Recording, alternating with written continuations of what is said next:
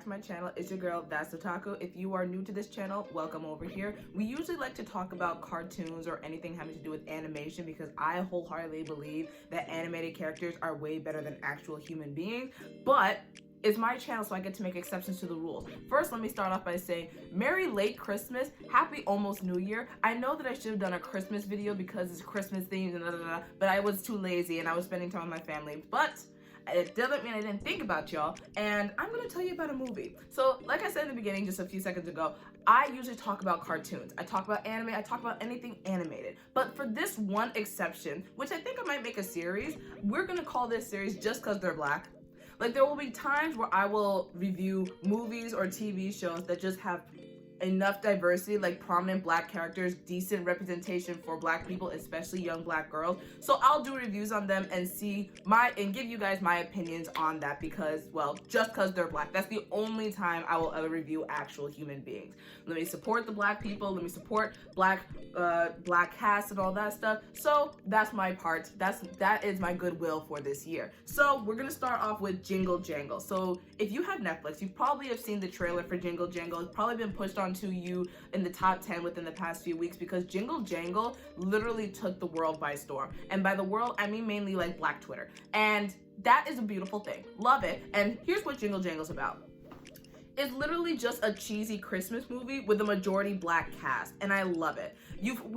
Whenever we say that we as black people want to see representation on the screen, we're always given that representation in the form of black misery, and I'm sick of it. Like, I don't want to see any more civil rights. I don't want to see slavery. I don't want to see crack in the 80s. I don't want to see gang violence. I don't want to see things that just show that we are people that go through strife and go through struggle. We are, but we are also a joyful people. We enjoy laughter. We enjoy whimsy, and this movie gave me joy, laughter, and whimsy. I like whimsy. I want to see whimsy, and it's beautiful. It's fucking beautiful. So the basic rundown of the story is you have a little girl named Journey who is the granddaughter of Jeronicus Jangle. Hence you get the name of the movie called Jingle Jangle. Jeronicus Jangle is known as being an amazing toy inventor. He had an apprentice named Gustafson, who we'll talk about later, who was jealous of Jeronicus's success and his family and all that stuff. And Gustafson decides to steal the plans to a specific doll that Jeronicus has just made, named the Don Juan doll. I'm sorry, a lot of names here, a lot of names. Don Juan doll comes to life. This is supposed to be Jeronicus's main event to step out into the world and be the greatest inventor that he is.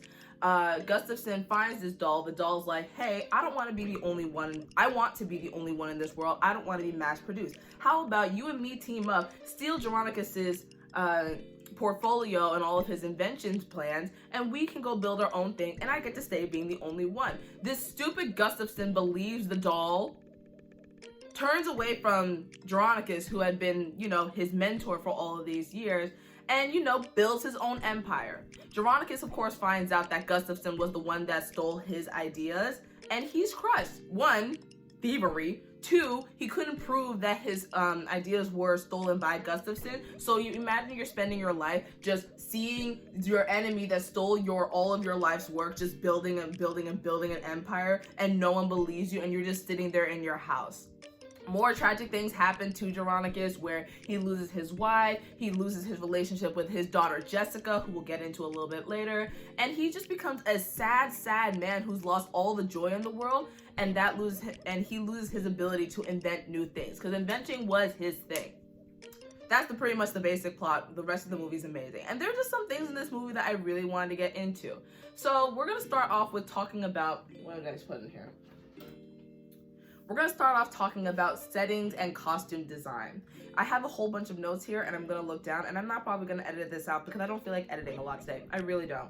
But settings and costumes, let's get into it. The costumes, whoever designed the costume for Jingle Jangle deserves an award. I don't know what award is out there for Netflix movies, but they deserve that award because you have Black people in old English attire, looking like royalty with rich colors. I don't know what it is, but when you see like Christmas movies that take place, like period English movies in like England or like some type of like old-timey feel, the colors are always some type of dingy brown, black, gray, something dull. And I mean, I guess that was the style back then, but it gets boring. You lose the whimsy. In this one, they have him in bright, like deep, rich purples and yellows and golds. And I loved every costume. Even my dad, who doesn't really care about movies all that much, when we watched it together last night, he was in love with the costumes. If you can impress my dad, that means your costume design is good and you deserve an award for that. Not only that, but let's get into hair. I didn't see a bundle in sight.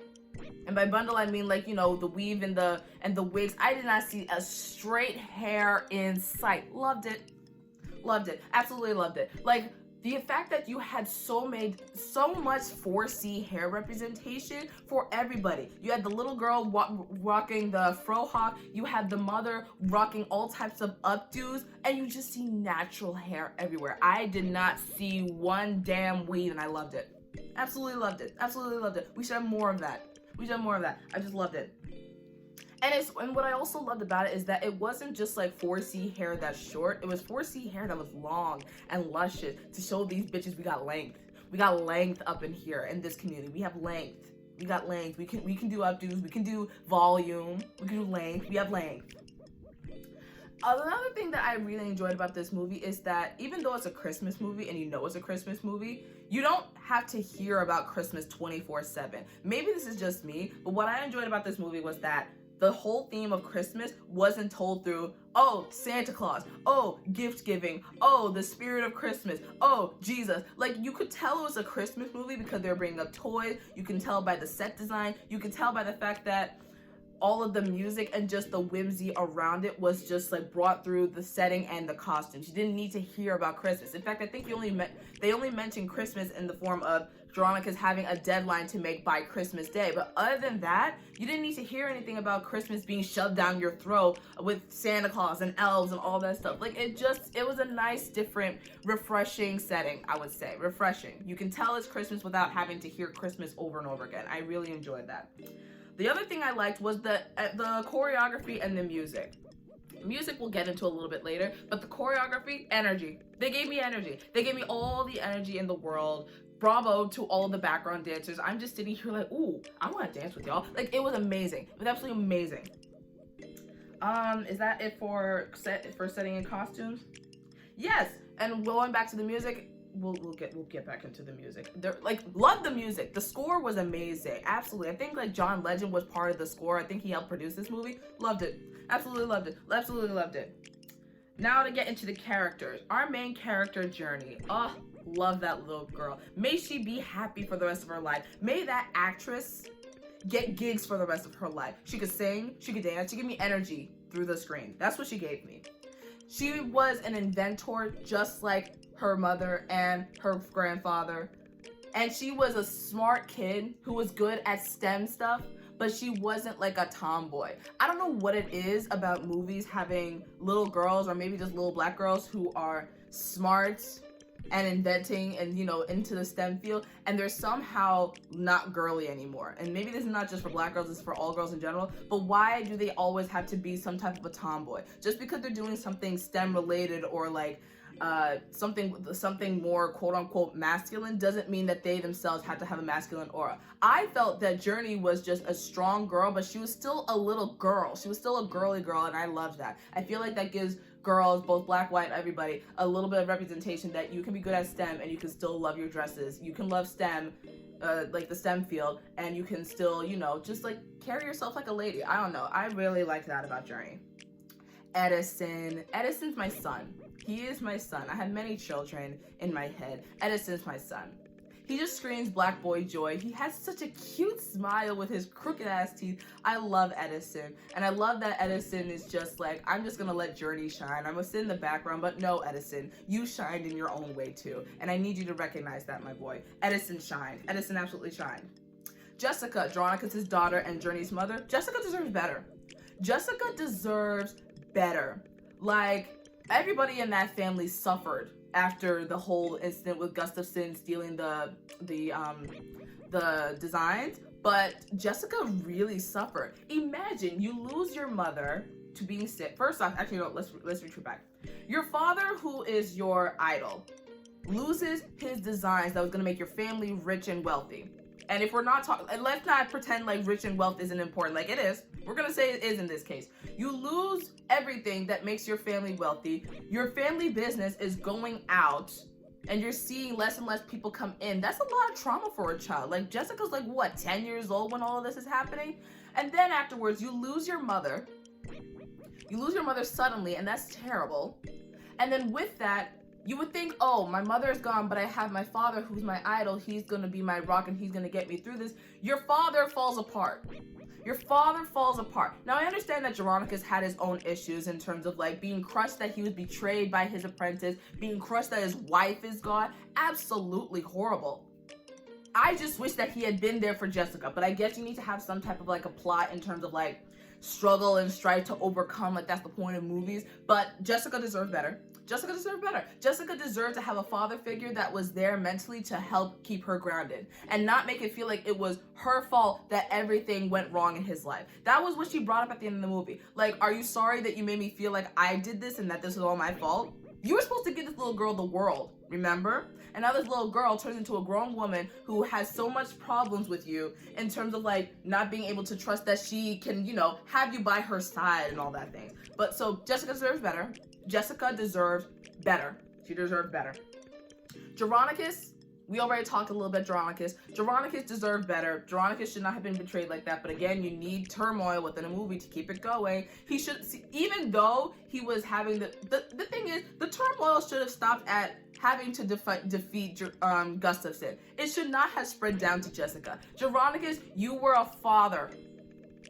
I understand you lost your wife, but I needed you to be a father to Jessica. Jessica should not have been made to feel that it was her fault. That's where you messed up, bro. I understand that you lost your whimsy. I understand that you lost the magic within you to create. That's a lot on a brother. But you, sir, should have been a father. You should have been a father. You should have been a better father. Because Jessica deserved better. And the last character I want to talk about is the villain, Gustafson. Gustafson is spineless. He's absolutely spineless. He's spineless. He is spineless. He is pudding. He is pudding. No, pudding is useful. He's sand. He's sand. Gustafson is sand because, one, he's a young apprentice where we first meet him. He's a young apprentice who is trying to work on this whirly-durly-twirly machine. I don't know what it's called. Whirly-twirly machine. And he's looking to Jeronicus as his mentor to help him fix it. Now, my thing is, you're an apprentice. You're supposed to fix it yourself. You're supposed to learn. Yes, Jeronicus is supposed to help you, but it's mainly your job to fix this whirly-twirly. We'll come back into this in a second. So, you see the Don Juan doll that came to life, and the Don Juan doll is trying to get into your head saying, yo, we should just take, not steal, borrow indefinitely Jeronicus's designs and, you know, do our own thing, because they're just as much yours as they are his because you work so hard. This kid got coerced by a doll. This kid got coerced by a doll. He was coerced and bullied by a doll. By a doll. By a doll. 30 years go by. He's been Toy Maker of the Year for like almost 30 years off of Jeronicus designs. And at the end, when the book is over, when the book of designs is over, Gustafson, sorry, these characters are getting up in my head. Gustafson has no more ideas to steal and mass produce. He has to come up with something on his own. So what does he go back to? That stupid whirly-twirly that still doesn't work because it's missing a key part. And my brother brought this up and I loved it. You mean to tell me that you had 30 years. You had 30 years to fix this thingy that you were obviously so passionate about because you don't know how to let a stupid design go and try something new, which is fine, I guess. You had 30 years to do this. You had all of Jeronicus's designs, detailed designs on how to build all those toys that made you Toy Maker of the Year all those times before, but you learned nothing. You learned nothing from them. You learned nothing. You didn't learn anything to be able to make your design work better. There has to have been something in all of those pages that you had been stealing, not borrowing indefinitely, stealing, to be able to just learn from and make yourself better. Like, imagine if someone like copies your homework for years and years and years, and then they still learn nothing. Like, you learned nothing. You didn't try to learn anything.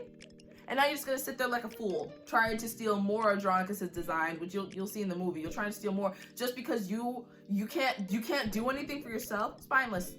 Spineless. Absolutely spineless. Absolutely spineless. No spine. Sand. Absolutely sand.